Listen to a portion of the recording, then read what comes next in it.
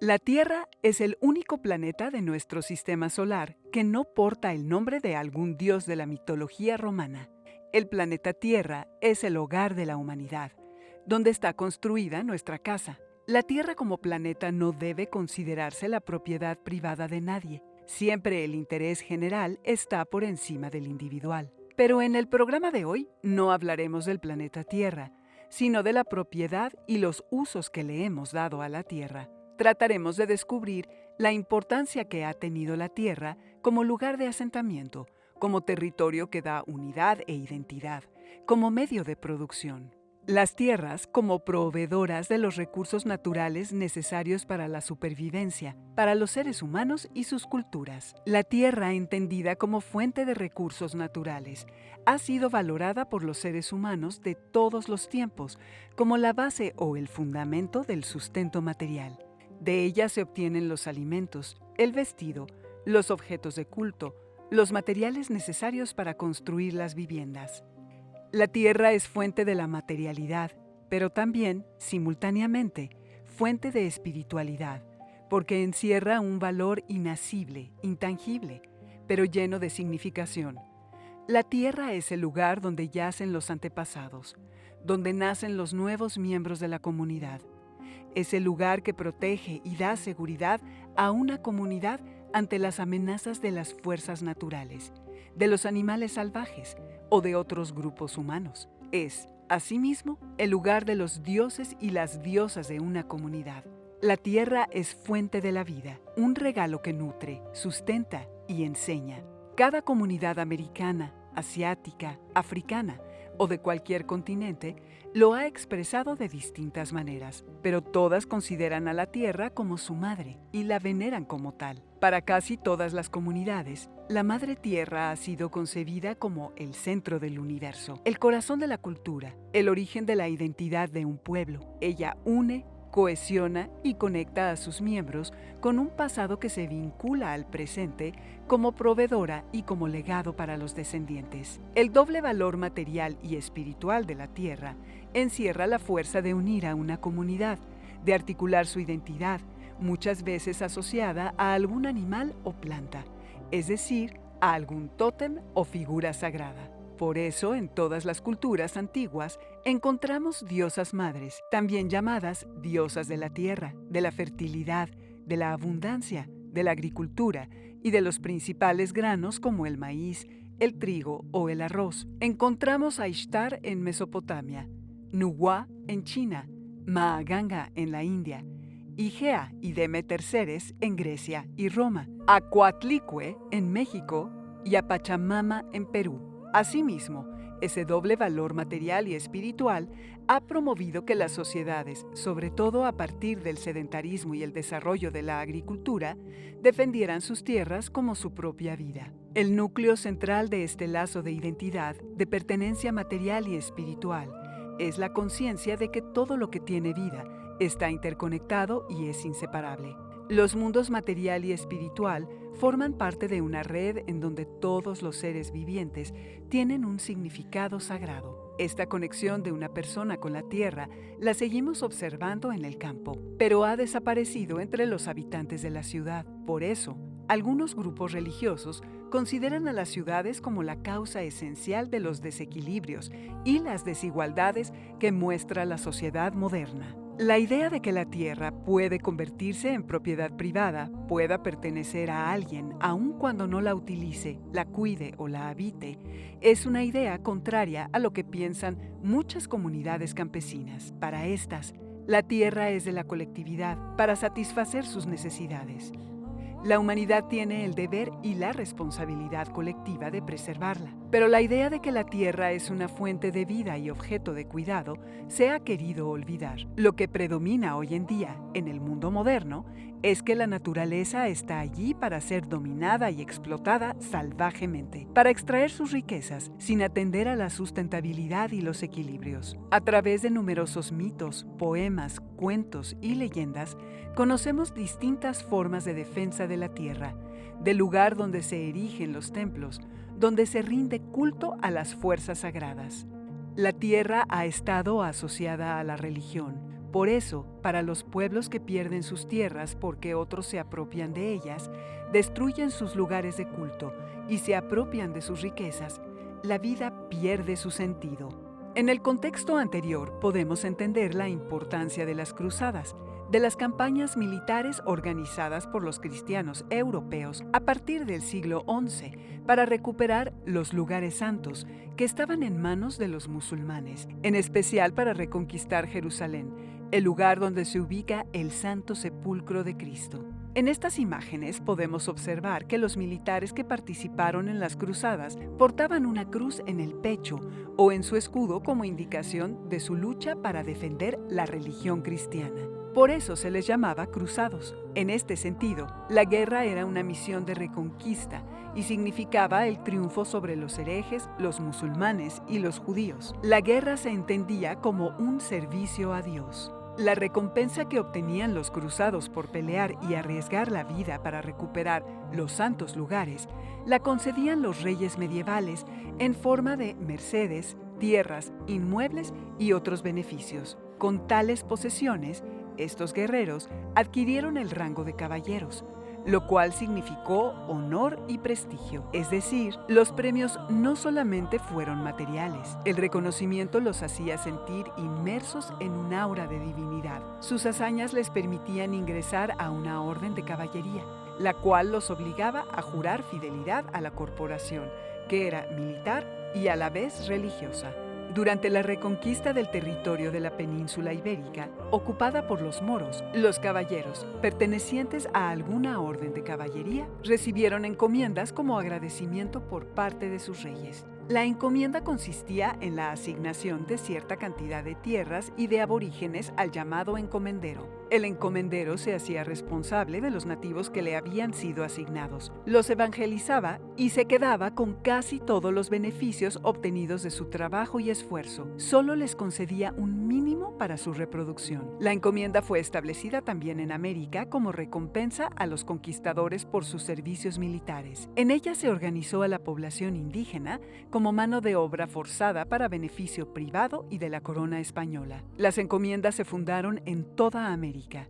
Por consiguiente, en el territorio de la Nueva España, también con variantes que dependieron del tipo de explotación. Pero, ¿a quiénes pertenecían las tierras encomendadas donde grupos de indígenas primero y descendientes africanos después estaban obligados a trabajar? En la mayoría de los casos, las tierras encomendadas fueron el resultado del despojo a las comunidades indígenas y de la ocupación de tierras baldías. Así se pudo poner a trabajar y empezar a dominar a la población nativa. Los llamados indios en encomienda debían entregar a su cacique una cantidad determinada de tributos en especie para que éste los hiciera llegar a los encomenderos, quienes a su vez debían entregar una parte a la corona española en forma de impuesto o tributo. Los encomenderos tenían la obligación de garantizar la cristianización de los nativos. Era su obligación que las órdenes religiosas evangelizaran y erradicaran las idolatrías. Pocos encomenderos vivían en el campo,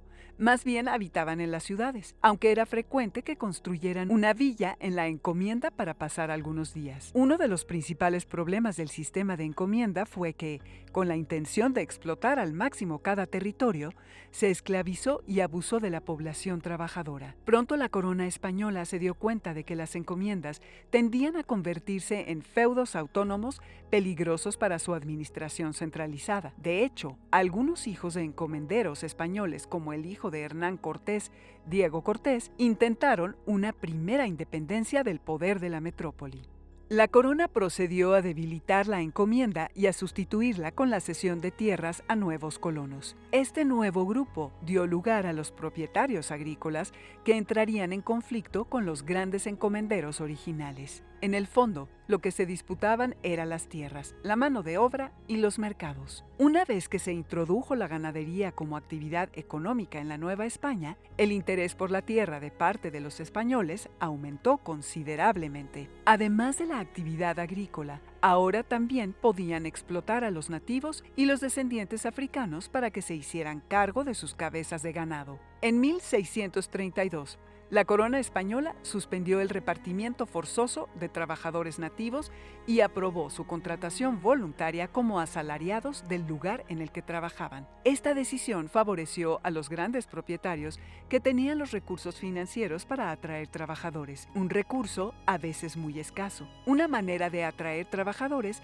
fue mediante el adelanto de bienes como ropa y dinero. Si bien existieron variantes, podríamos decir que, en términos generales, estos nuevos asalariados comenzaron a establecerse y llevar sus vidas en la misma propiedad o cerca de la propiedad donde trabajaban. Así se constituyó en Nueva España el peonaje encasillado, es decir, el sistema que reducía al peón a vivir en la hacienda de su patrón para sembrar, cosechar, cuidar el ganado, levantar construcciones, etc., en condiciones inhumanas, con poco alimento y descanso, cumpliendo jornadas de hasta 16 horas y recibiendo como pago un vale que solo podía canjear en la tienda de raya que era propiedad de su patrón. Por fin, en 1720, la encomienda fue abolida y se reemplazó con un tipo de trabajo asalariado forzoso en las haciendas agrícolas y ganaderas que a menudo abastecían los mercados mineros y urbanos. Dentro de las haciendas había rancherías,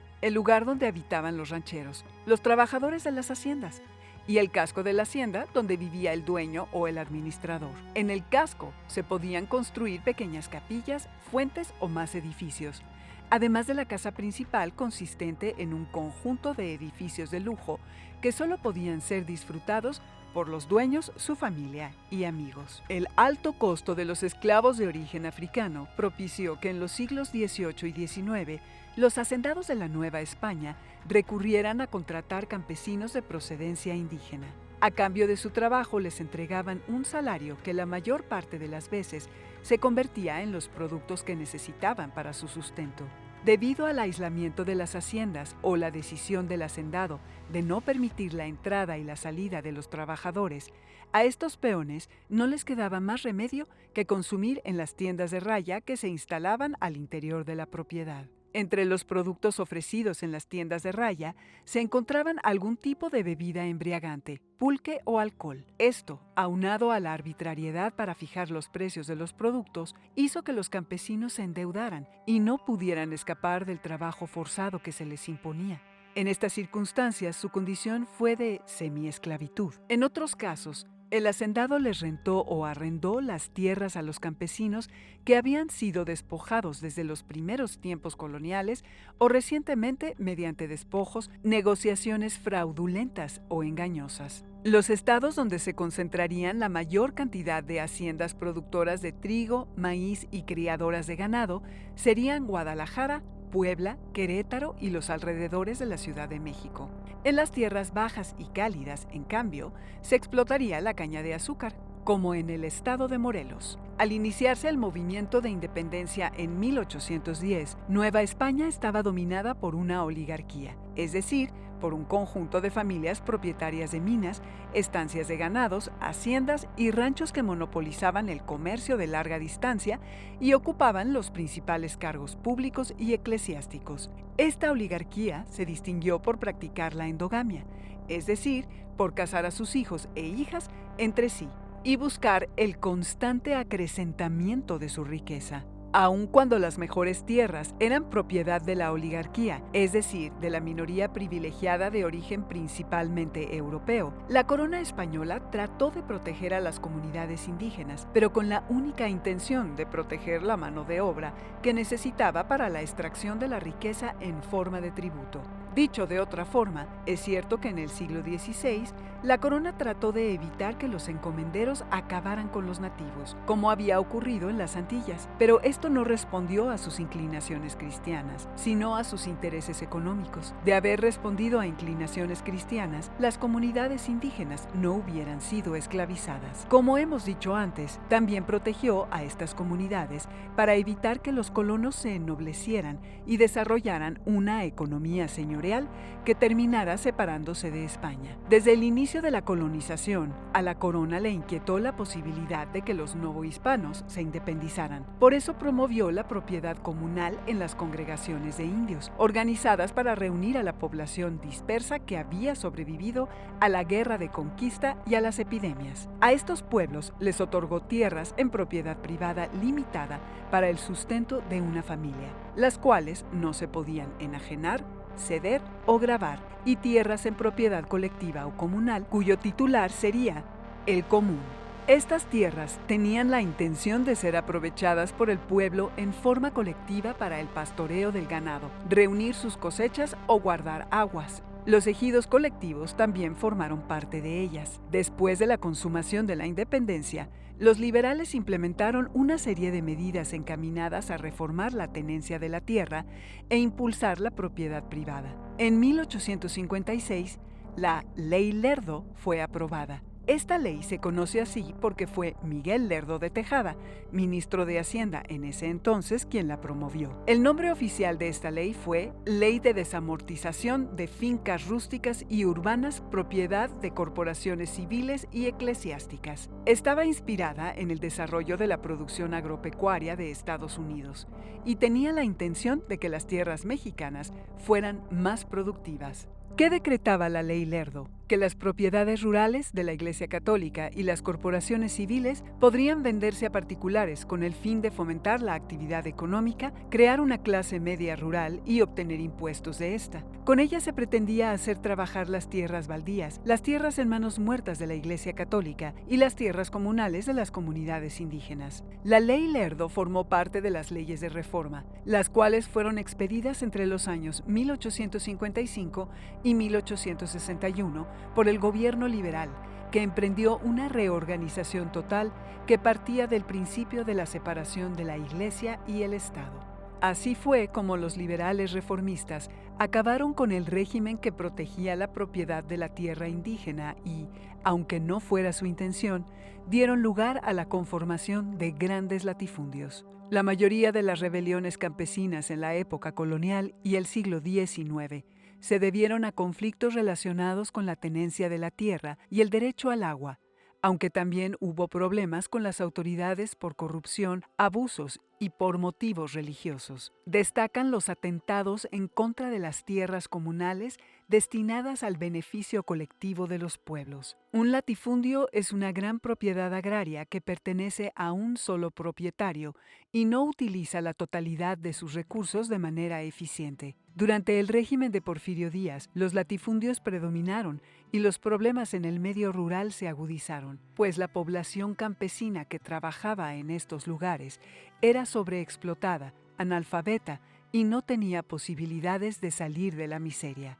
El problema de la tenencia de la tierra crecía y generaba distintos movimientos de campesinos inconformes, construyendo el clima revolucionario que surgió en la primera década del siglo XX. Tierra y libertad es el lema de las luchas campesinas. En México fue el lema del Partido Liberal Mexicano, usada por Ricardo Flores Magón y asociada con el movimiento de Emiliano Zapata. Tierra y libertad hacía referencia al derecho de los campesinos mexicanos de poseer y trabajar sus propias tierras y a la necesidad de emprender una lucha política y armada para liberar al pueblo mexicano de los regímenes que solo privilegiaban a los hacendados y a la alta burguesía, en especial a la dictadura del general Porfirio Díaz. Los hermanos Ricardo, Enrique y Jesús Flores Magón fueron precursores de la Revolución Mexicana al denunciar en sus publicaciones Regeneración y El Hijo del Aguizote las crudas condiciones en las que vivía la mayoría de los mexicanos. Estas publicaciones fueron perseguidas por el régimen de Díaz porque rompían con la paz porfiriana, lograda mediante la represión de movimientos sociales y el miedo generalizado entre la población. El interés de los hermanos Flores Magón en la política y la búsqueda de justicia para los trabajadores los llevó a fundar el Partido Liberal Mexicano, considerado anarcosindicalista, porque uno de sus objetivos fue que los trabajadores se apropiaran de los medios de producción para cambiar y reorganizar la sociedad. Algunas de las propuestas del Partido Liberal Mexicano eran la supresión de la pena de muerte, la educación obligatoria hasta los 14 años, mejores condiciones de trabajo como la reducción de horas a la jornada laboral, un salario mínimo, regularizar el trabajo doméstico, proteger a los niños menores de 14 años, garantizar la higiene y la seguridad en los trabajos, suprimir las tiendas de raya, proteger a las comunidades indígenas y desconocer la deuda externa. El 19 de noviembre de 1910, en el periódico Regeneración, se hizo un llamado a apoyar el movimiento armado con el siguiente escrito: la revolución va a estallar de un momento a otro. Algo va a levantarse y algo está por caer. Por fin, después de 34 años de vergüenza, va a levantar la cabeza el pueblo mexicano. Y por fin, después de esa larga noche, va a quedar convertido en ruinas el negro edificio cuya pesadumbre nos ahogaba. Cuando vosotros estéis en posesión de la tierra, tendréis libertad, tendréis justicia, porque la libertad y la justicia no se decretan, son el resultado de la independencia económica. Adelante, compañeros, pronto escucharéis los primeros disparos, pronto lanzarán el grito de rebeldía a los oprimidos, que no haya uno solo que deje de secundar el movimiento, lanzando con toda la fuerza de la convicción este grito supremo: tierra y libertad. La ideología de Ricardo Flores Magón fue precursora de la revolución y retomada por Emiliano Zapata y Francisco Villa, quienes lideraron al sector agrarista durante la Revolución Mexicana. Después de que el general Porfirio Díaz dejara el poder tras 31 años, Zapata exigió la devolución de las tierras usurpadas por las haciendas, pero no pudo llegar a ningún acuerdo con el gobierno de Francisco I. Madero y se negó a desmovilizar a su ejército. Debido a esto, fue atacado por las fuerzas federales y tuvo que refugiarse en las montañas. Desde allí, proclamó el Plan de Ayala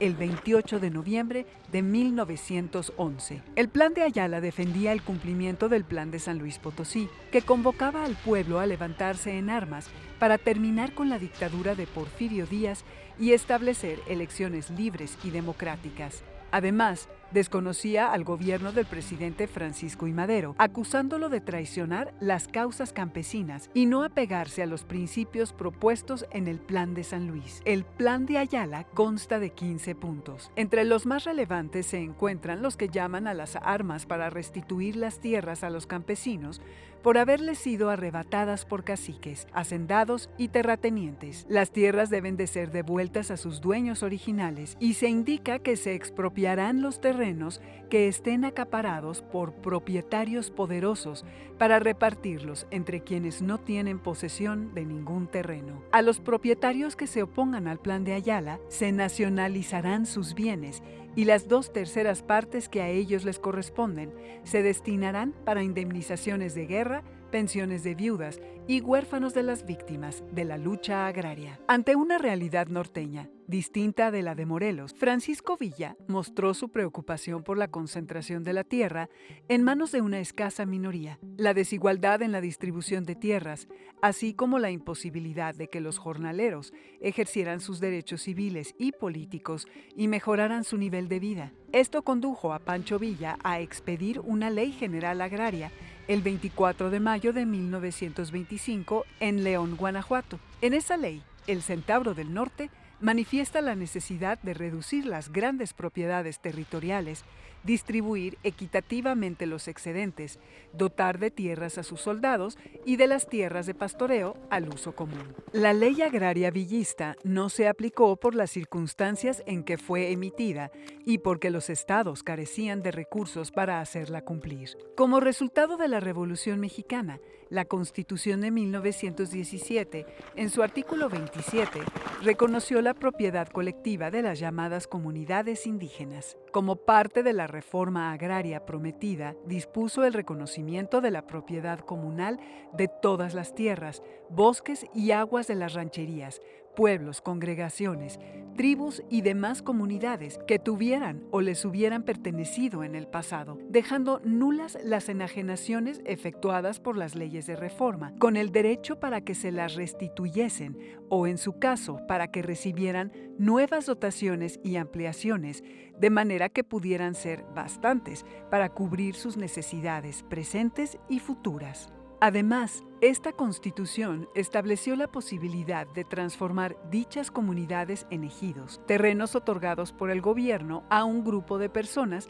para que los trabajaran y obtuvieran los beneficios de su trabajo. La reforma agraria resultante de la Revolución Mexicana fue la más grande de la historia de México y de América Latina. En el periodo de gobierno del presidente Lázaro Cárdenas, de 1936 a 1940, se hizo el reparto de tierra más importante y, aunque la reforma agraria continuaría con los siguientes gobiernos postrevolucionarios, lo más significativo se hizo en ese periodo. La solución de fraccionar el suelo y entregarlo a través de ejidos no fue suficiente para garantizar el progreso económico de la población campesina y con el paso del tiempo, esta solución propició la fragmentación de la tierra en pequeñas parcelas por parte de los ejidatarios. Con el paso del tiempo, sucedió que muchos ejidos quedaron totalmente inmersos en las grandes ciudades y no pudieron cumplir su función agropecuaria para la que fueron creados. En 1992, durante el gobierno de Carlos Salinas de Gortari, el reparto agrario llegó a su fin. Se modificaron las leyes de tenencia de la tierra, dando pie a la privatización del ejido. Actualmente existen propietarios de extensiones muy pequeñas, quienes por sí mismos no tienen solvencia ni capacidad para planear o mantener sus cosechas, de modo que no pueden competir en las condiciones actuales del mercado. En la actualidad, se debate las aspiraciones y los fracasos de la reforma agraria, los repartos de tierras y la propiedad comunal, en oposición a la propiedad privada de la tierra. ¿El esfuerzo de la reforma agraria fue en vano? Vamos a consultar con un especialista para que nos explique el panorama actual del valor de una extensión de tierra. ¿Qué tipos de propiedad de la tierra están vigentes en México? Los tipos de tierra que están vigentes es la propiedad privada, la propiedad social, que dentro de la propiedad social entra la propiedad comunal y la propiedad pública. ¿Cómo surge y qué resultados ha tenido el tipo de propiedad comunal? Eran tierras que se repartían o se destinaban a un núcleo de personas, en este caso ejidatarios comuneros, para el trabajo de la tierra. Hay un método que pudieran deslindarlo de esa, que ya está autorizado y que está contemplado en la Constitución, en el artículo 27, que es el cambio de uso de suelo. Ese cambio de uso de suelo lo podemos hacer al momento de que la asamblea de ejidatarios, de comuneros, se pongan de acuerdo en que quieren quitar el uso ejidal, uso comunero, y entonces hacen una asamblea, en esa asamblea se autoriza el cambio de uso y ya se cambia, esa es la manera en que se cambia de ejido a propiedad privada. ¿Qué evaluación hace de la reforma agraria en México? Sí, sí ha funcionado, porque han podido los campesinos, agricultores, manejemos la clase trabajadora, ha podido adquirir un pedazo de tierra a través de esta forma, ¿no?, del trabajo que ha hecho a la tierra. Desafortunadamente las necesidades han creado que el ejidatario, el comunero, haya tenido que vender esta tierra para que pudiera poder sobrevivir. ¿Por qué? Porque vemos que pues ya que vivan de la tierra pues ya no es suficiente para poder tener una calidad de vida digna. A lo mejor ahí veía una laguna de la reforma agraria. ¿Existen luchas por la tierra actualmente en México? Sí, sí existen luchas en la tierra. Y en distintas situaciones, en la propiedad privada, en la propiedad comunal, en las invasiones en la propiedad pública, sí existen peleas y sí hay conflictos de tierra. Estamos también viendo, por ejemplo, los ejidatarios que pelean un pedazo de tierra que está entre los límites territoriales de un estado u otro, llámese a lo mejor Oaxaca y Puebla, hay conflictos, pero sí existen todavía conflictos. La tierra sigue siendo importante para la humanidad, pero ha ido perdiendo el valor que le dieron hace apenas algunos años los pueblos y culturas que nos antecedieron, como fuente de vida y el lugar desde donde reposan nuestros antepasados. Su importancia ahora está más relacionada con la producción agroindustrial, como suelo urbano, como propiedad privada. El valor de la tierra ha cambiado conforme a las prioridades que tiene cada sociedad, época y cultura. ¿Volveremos a valorar y cuidar la tierra, nuestro planeta? Comparte tus opiniones, dudas o puntos de vista. Participa con Jóvenes en TV y haz este programa tuyo. Hemos llegado al final de este capítulo de Conciencia Histórica, pero la programación de Jóvenes en TV no termina. Te invitamos a mover el cuerpo y las ideas. Y a continuación, la propuesta del área de comunicación y filosofía. ¡Hasta pronto!